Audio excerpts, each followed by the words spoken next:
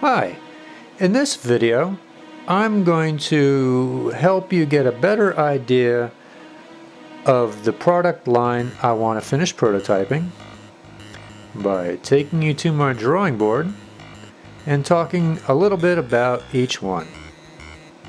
Here we are with the big picture of the products I want to finish prototyping, and these products are in various states of prototyping now, from having the circuits themselves completely prototyped to still having yet to even start prototyping the circuits. There's 14 pedals listed here and 2 amps. I have one more amp which I will show you. So this is the overall picture, and let's get started talking a little bit about each one. This is my overdrive pedal, which I like to call the O-drive. I have a tone demo of this pedal. Be sure to check it out. It sounds pretty neat. And there's some interesting things about this. I spent quite some time developing asymmetrical clipping with this amp. The original Ibanez TS9 has symmetrical clipping, which tends to my ear to sound a bit fizzy. I think the asymmetrical clipping sounds more like a real amplifier. So I spent a long time trying all the different permutations and variations I could think of, and I came up with something that I think sounds really good. Now there's a few options on this pedal compared with the original TS9. One's an input level booster to help bring the level of overdrive tone that this pedal can produce inside itself to increase that more, because the pedal itself has a relatively low amount of overdrive. So if we boost the input signal up a little bit more, we can get some more out of there. That's an option. And then for the rest of the controls, we have the drive, which is the same standard increased clipping. The tone, a single knob tone control, rose off the highs. Now there's a phase switch, which is an option that I've thought of to switch the asymmetry of the clipping. Now this could be helpful in getting the asymmetry of the clipping in the pedal to work better with a tube amp. The asymmetry that's within the amplifier itself. So this was a pretty neat option I thought of. The output level, of course, runs the output.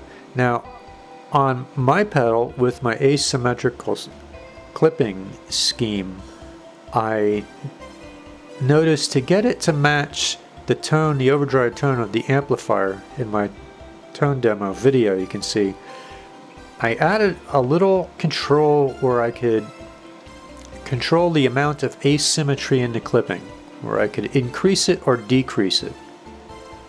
And if you turn the asymmetry down, it sounds more like a stock TS9 pedal with what I consider to be more of a fizzy overdrive. And if you increase the asymmetry, it tends to restore the natural tone back to the overdrive. And between the two extremes, it starts sounding a lot like tube overdrive. So I had it set in the video to sound exactly like the overdrive in my tube amp, although I neglected to show how that asymmetry control can vary the tone. But this is another real neat option that could be included in this pedal. Okay, the next pedal we here have is the G-Fuzz, which is based on the Earth Sound Research graphic fuzz. You should catch a demo video of this original pedal. It just sounds so incredibly good, and they're so incredibly rare to find. I just knew I had to build one of these, and I came up with the damper control to tame that pesky oscillation that happens when you turn the resonant filter up past about halfway, or not that much. And then this control, the output here, is output level control. Pretty standard pedal. and I think my damper mod adds to its versatility. Okay, now here we have the Super Fuzz. The Super Fuzz, when I started repairing these pedals for people and modifying them, I immediately discovered how great these classic fuzz pedals from the 60s sound. So this again, it just inspired me to want to make one. And I found some real nifty tweaks that I can do to the pedal. One of the tweaks is the stock pedals have a switch where you can go from full mid-range to mid-scooped, and it's one way or the other, full mid-range or full scooped. What's really interesting is the original schematic has a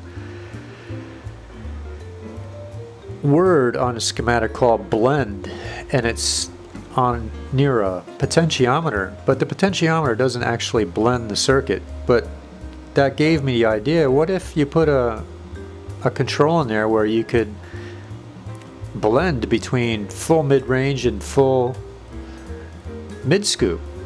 So that's what I did. I worked out a circuit where I could blend the two tones, and it works really neat, you know, to get just the right amount of scoop for the tone. So that's one just I wanted to build because they sound so great. Alright, moving on. Here's my clean booster. Now this I designed for my 5E3 project. I noticed that my 5E3, the overdrive in it, if you overdrive it with a very clean signal, the overdrive in the 5E3 sounds so great. I wanted to make a pedal to just bring out the natural overdrive in the 5E3 with no coloration in the booster at all, you know, a transparent booster. And in doing this, I had to develop a power supply circuit that boosts the voltage of a 9-volt battery to 36 volts. This quadruples the dynamic headroom for the signal inside the pedal, and it's something you can really hear. All the dynamic in a low headroom pedal, say running, you only have plus or minus 4.5 volts, but not even that. A lot of the old pedals, you can only get about 3.5 volts before the signals start clipping. And the dynamic peaks coming out of a electric guitar with even old humbuckers, PAF style humbuckers, will have 2-volt transient peaks on the input signal. And the result is the signal going through the amp gets clipped by the natural attack peaks, attack transients generated by the pickup coils. So you lose some dynamic headroom there. Boosting the internal voltage of the pedal to 36 volts allows the dynamic peaks, the transient attack peaks from the pickup coils to go through the pedal without being clipped so much, until the pedal does whatever the pedal does, you know, to the signal. It's the intended purpose of it. The clipping of the transient peaks is an unintended thing and reduces the quality of the tone. So we have plus or minus 16 volt power rails, and the pedal itself can put through a signal on the output of 10 volts peak, which is 20 volts peak to peak. And this was a really neat thing. It took a little while to get it to work, it's a switch mode power supply inside there, and to get it to work without making any noise of itself, but I finally got it to work silent. And I use this power supply in a lot of my other pedals. Okay, moving on. Now this is my original compression scheme. I've made a separate video talking about the compression scheme in here, so with this I'll just say I use my special power supply with this, and I have plus or minus 16 volt internal power rails, and it's designed to put at least a 10 volt peak input and output signal through without clipping. And it's got regular controls, a compression control which adjust the threshold voltage and an output level to make up for the loss of signal when you compress it. Okay, now we get into some studio effects which come in very handy. I have made a 4x12 cabinet simulator with my special power supply to maximize the headroom through this. And I also paid a lot of attention when I was researching 4x12 cabinet simulators. I noticed that a lot of people, if not all of them, neglect to add in this little bump in the bass response of a real 4x12 cabinet. It requires an additional circuit. It makes the circuit, it's 150% more complicated than without this additional feature. But I think it's necessary to create a realistic 4x12 tone. They've got that bassy, sound to them and thump that you just, this is, it turns out to be about a 3 decibel bump in the frequency response curve, so it's significant. All the other 4x12 cabinet simulators I've seen, they're flat across the top like the next one. So just quality, this is why I've been motivated to make these circuits, to add quality in the circuits, both in the dynamic headroom and in the frequency response. Now here we have a 2x12 open back cabinet simulator I designed as a complement to the closed back 4x12. And these are useful for when you want to use a pedal effect and record it directly into the computer. But if you record the pedal effect directly into the computer, the frequency response is much different than if you went through an amplifier and then through a speaker and put a mic on it and then into the computer. That's what these effects do. They create the frequency response of a speaker so you can record it directly in the computer and it still sounds like you've mic'd the cabinet. Now here, to extend, these are more studio effects and they can be used on stage. My original intention was for recording, but they could also be used on stage if, like, say, somebody want to bring an amplifier to a gig. They could use a pedal, a tone stack simulator, that's what these are, plus a cabinet simulator, and then run their signal directly into the PA system of the club, and it would sound like they were playing through a amplifier, and having a mic on the amplifier. And they could then hear themselves directly from a stage monitor instead of having to listen to have an amplifier on stage to hear. And this is actually a very convenient thing. If you've ever lugged amplifiers around for gigs, it's a big major hassle. That's the whole business of roadieing to do this stuff. And if you could bring 3 little pedals, or 4 little pedals with you and then run it through the PA system and still sound like you're playing through an amplifier, that's a big advantage. So we have here a Marshall tone stack, and this inside creates the actual input and output impedance of a Marshall tone stack. So the frequency response is exactly the same as the tone stack in an amplifier. You'd run an effects pedal like a fuzz pedal or a distortion pedal into this, then into the cabinet simulator. And again, I've got my special power supply in there for 36 volts, plus or minus 16 volt internal rails, and it puts at least a 10 volt peak input and output signal. Then as a complement to the Marshall one, I've built the Fender tone stack simulator. And this Fender, because the Fender has that much deeper mid scoop, they do sound different.